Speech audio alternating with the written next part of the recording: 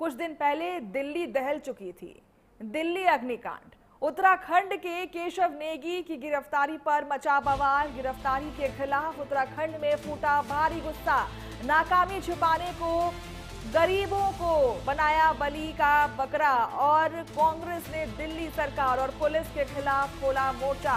Hotel मालिकों और NOC एजेंसियों पर कार्रवाई न होने से नाराजगी जताई जा रही है। 7 कमरों की परमिशन पर चल रहा था अवैध होटल। कांग्रेस का दिल्ली सरकार पर तीखा सवाल, रिहायशी इलाकों में किसकी शह पर था ये खेल। तो देखिए, दिल्ली अग्निकांड मामले में उत्तराखंड के रहने वाले केशव नेगी की गिरफ्तारी के बाद अब ये पूरा मामला एक बड़े सियासी और सामाजिक बवाल में तब्दील हो चुका है। अग्निकांड में 21 लोगों की मौत का जिम्मेदार जिस तरह से उत्तराखंड के पौड़ी गढ़वाल के रहने वाले 65 वर्षीय केशव नेगी को बलि का बकरा बनाते हुए गिरफ्तार किया गया है, उसकी मैं कड़े शब्दों में निंदा करना चाहती हूँ।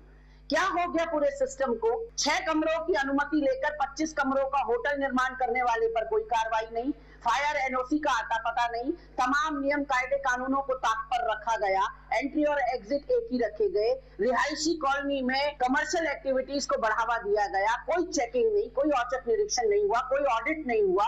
ऐसे में आपने सारा ले दे के 21 लोगों की मौत का ठीकरा एक गरीब जो अपने परिवार का पालन करने के लिए उत्तराखंड से पलायन करके नई दिल्ली पहुंचा हुआ था, उसके ऊपर ठीकरा फोड़ दिया।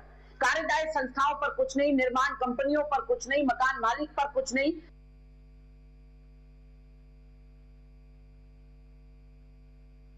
जानकारी के लिए हमारे साथ पवन दीक्षित जुड़ चुके हैं। पवन, देखिए, केशव नेगी की गिरफ्तारी के खिलाफ उत्तराखंड में चौतरफा उबाल देखने को मिल रहा है।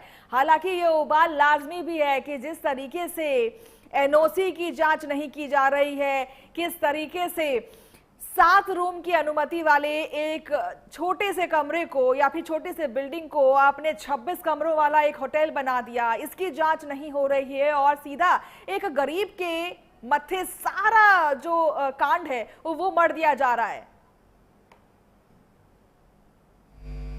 बिल्कुल मनीषा, क्योंकि जिस तरीके से ये जो कांड हुआ है, अग्निकांड हुआ है, जिसमें केशव नेगी को दोषी ठहराते हुए उनको गिरफ्तारी की गई है, जिसको लेकर अब उत्तराखंड देवभूमि में इस गिरफ्तारी को लेकर के चाहे सामाजिक संगठन हो, चाहे राजनीतिक संगठन हो, चाहे एक आम आदमी हो, सभी के अंदर रोष है। और ये सारा जो दोष है, जो विपक्ष के द्वारा भी सत्ताधारी पार्टी भी इसको सही नहीं मान रही है, सत्ताधारी पार्टी भी इसकी उच्च स्तरीय जांच कराने की बात कर रही है।